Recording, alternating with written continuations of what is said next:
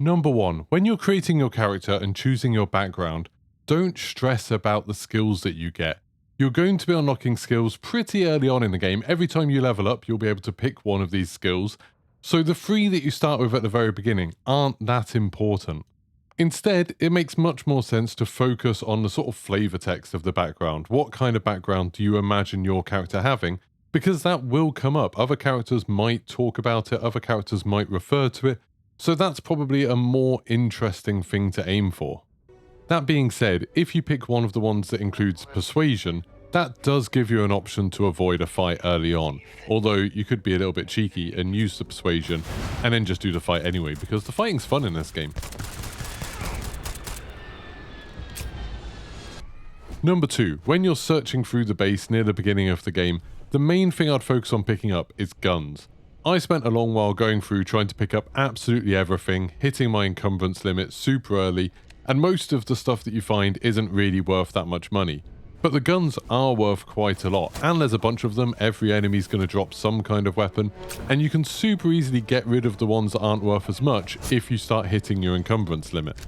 Once you're done with the mission and you go to the first city, then you can just sell all of them super quickly and end up with a decent amount of money that you could spend on things like ship upgrades or some new armor, whatever you want. Number 3, stealing is shockingly easy. There's loads of times in quests where I thought like, oh, this is going to be a hard path through this mission, this is going to be a tough thing to do. But to be honest, every time I tried to steal anything, it took me like 2 seconds. If you ever see an option within a side quest to steal something, just go for it. You'll probably get away with it. Especially if the people you're stealing from think that you're working for them. There's a moment where I needed to steal some access card that I ended up actually not needing, but I thought I needed this access card, and it seemed like it was going to be really hard because it's from this like little security checkpoint building, but I just walked straight back there, no one was around, and just found it on a bench, took it, walked out, nobody noticed at all.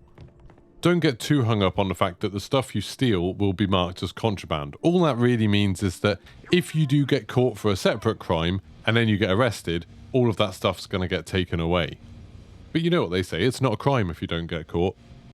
Number 4, when you use a digipick, which is basically a lockpick to open up something, make sure you plan ahead. This looks like a really simple puzzle, and we've all been trained over decades of playing first-person games that when you need to lockpick something, there's not really a way to go wrong other than if you push something a little bit too far and break the lockpicks.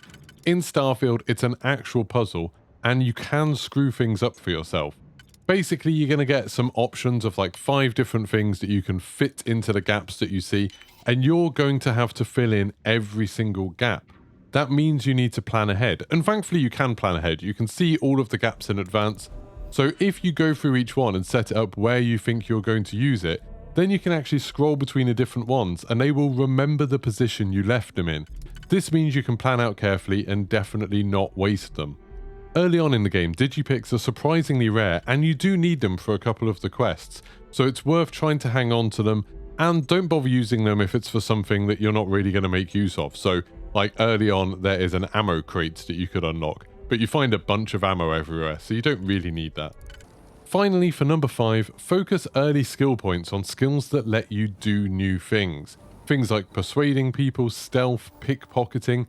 They open up new ways to complete quests, and in the early part of the game, that's most of what you're going to be doing. You don't really need combat or survival skills early on at all. You'll be more than equipped to fight absolutely everything that gets in your way, even if you don't pick any combat skills at all. When you read most of them, they're things like an extra 10% damage, an extra 5% oxygen, or sprint speed, or jump height, or something like that. You don't need any of that. You don't need any of the ones that help you fly your ship or anything like that. They're probably going to be important later if you want to build a character that way, to solve problems that way. But in the early part of the game, you really just want to give yourself as many options as possible.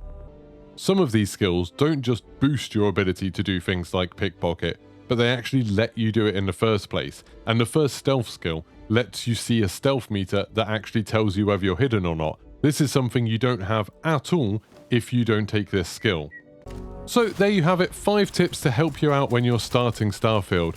I hope you're enjoying the game. I'm having an absolute blast of it. I'm streaming at the moment over on twitch.tv/Geeky Pastimes. You can follow me there, like and subscribe here if you want to see more of these videos, and I'll see you for the next one. Goodbye.